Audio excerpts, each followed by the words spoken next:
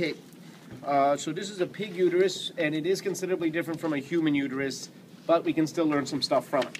The first thing that it's different is that pigs give birth to litters, many piglets at a time, and humans, as we know, typically give birth to one at a time.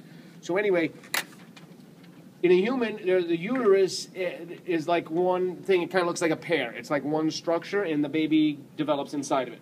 The pig uterus is more like the letter V or the letter Y.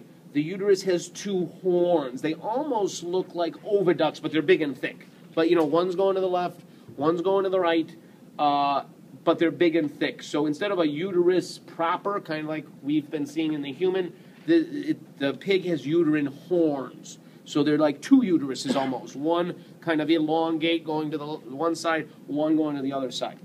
But they do come together at what you might say a cervix. Okay, you can come behind me, Trina, there's room over here.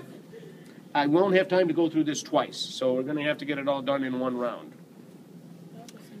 Here is the vagina and cervix. So this is where it's all cut. See, all of that is one uterine horn, and all of this is the other, but we see it's coming together here, and this is the opening into the rest of the vagina and the outside world right here. Okay? It doesn't straighten out, but you see this muscular tube. This is the cervix, and it's leading into the vagina. So sperm would come up this way, and the babies come out this way. But instantly, kind of look at my hand, instantly we got some stuff going over here and some stuff going over there. So the uterus, we would expect to see right here, really has these two tubular uteri called uterine horns. Okay? Let's look at this one just because it's over here. Same thing would be going on over there. So this tube, you see it's kind of a thick, looks like an elephant trunk kind of tube. This is the uterine horn. And it kind of spirals a little bit, and it doesn't go directly in a straight line. It spirals around, but you kind of get it, the essence of it. This is it, spiraling. The outside of this is then what? This outer layer that you're looking at of the uterus, perimetrium. This is the perimetrium, the outermost layer right here. If this is the perimetrium, and we looked on the inside, what do you think that wrinkly, thinner membrane is here, or thinner layer? The endometrium, that's right. So you got perimetrium, endometrium. You don't have to know the myometrium, but theoretically it'd be in the middle there somewhere. Okay? Now, the placenta is often confused with the endometrium. If we would look over here, this is placenta. Okay, so this is placenta. You don't want to come over here? She's going to send it over. Recording it. Oh, is it making? Oh, okay. It doesn't. Do you feel all right? No, not approach them. That's why he just. Okay, fine. So anyway, okay, so this is the endometrium. This is placenta. You see, it kind of looks like endometrium. It comes off of the endometrium. It's kind of part endometrium, but this is placenta, and that inside on the wall is the endometrium. Placenta hangs out, kind of. So let's think. If we followed this uterine horn, followed it, what would we eventually run into?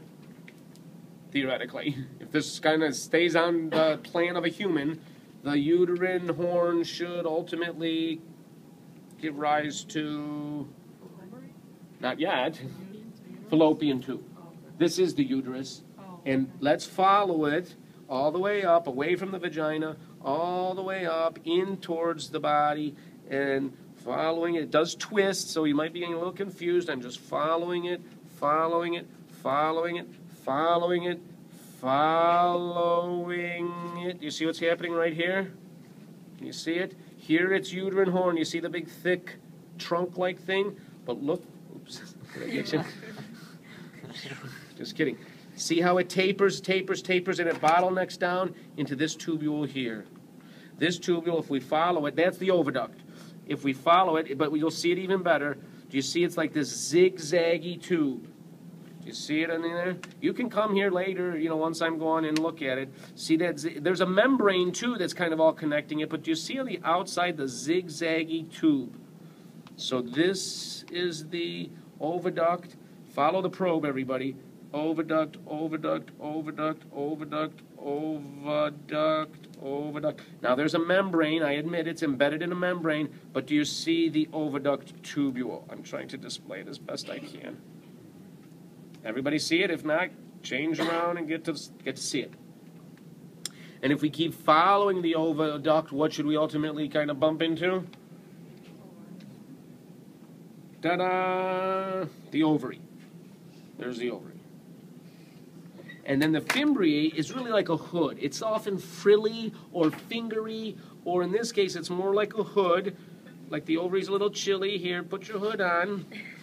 Okay? So when the egg comes out, the fimbriae is kind of all over the egg in this hood-like manner, and it draws the egg up into that tube.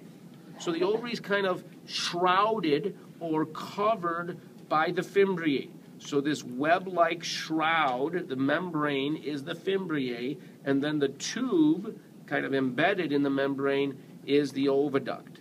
So the ovary is the lumpy thing. The fimbriae is the membrane near it, kind of like a hood. The wrinkly, zigzaggy tube that ultimately straightens out a little bit, like right here. So I'm going to hold the oviduct in two different areas. Okay, I hope you can all see.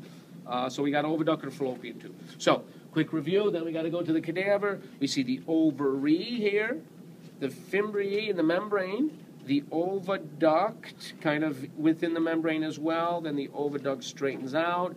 This then becomes officially uterus. Do you have to name uterus? No. So this is the, I mean, it's mostly uterus, uterine horn specifically. The perimetrium on the outside, the endometrium on the inside, the placenta. At every once in a while, you can see each pocket where there used to be a piglet had a placenta. The teachers kind of went crazy and cut them all open. I don't know why, but we see a lot of them cut open. All the piglets are in a little bucket. I brought one piglet here to show the umbilical cord. So there's the umbilical cord. There's actually one still in here. It's right in here. You can feel him right there. See, this particular compartment has not been dissected, thank goodness. So we at least have one piglet. You can feel him in there. He's right there. I studied this when I went here, and it was a while back. So this is an old pig uterus. We certainly just took it from a pig that was killed for pork. It wasn't like, we wanted to kill the pig for this dissected specimen. Any questions on this pig uterus? Anything you want me to show again? Because I'm just going to set it to the side. When you label the umbilical cord, is it going to be on the pig, or is it going to be on... Yeah, it will be on a piglet. Okay, the piglet. Yeah. Okay. Why did they have to kill it? Can you show the fimbriae? The fimbriae is, again, we see it often like fingers. Sometimes it's like a frilly feather. Other times, like here, it's more like a hooded, like a membrane hood. So this membrane that I'm stretching, that's the fimbriae, and then it kind of goes over like a cloak. It goes over the oviduct. So no matter where that egg comes out, it's not going to escape into the abdominal cavity. Actually, in this case, eggs, because it's a litter, pigs. We see the same thing over here. See, there's the ovary. We see the oviduct is the kind of the zigzaggy tube, and the fimbriae. So it's all the same stuff's over here. You just got the two sides.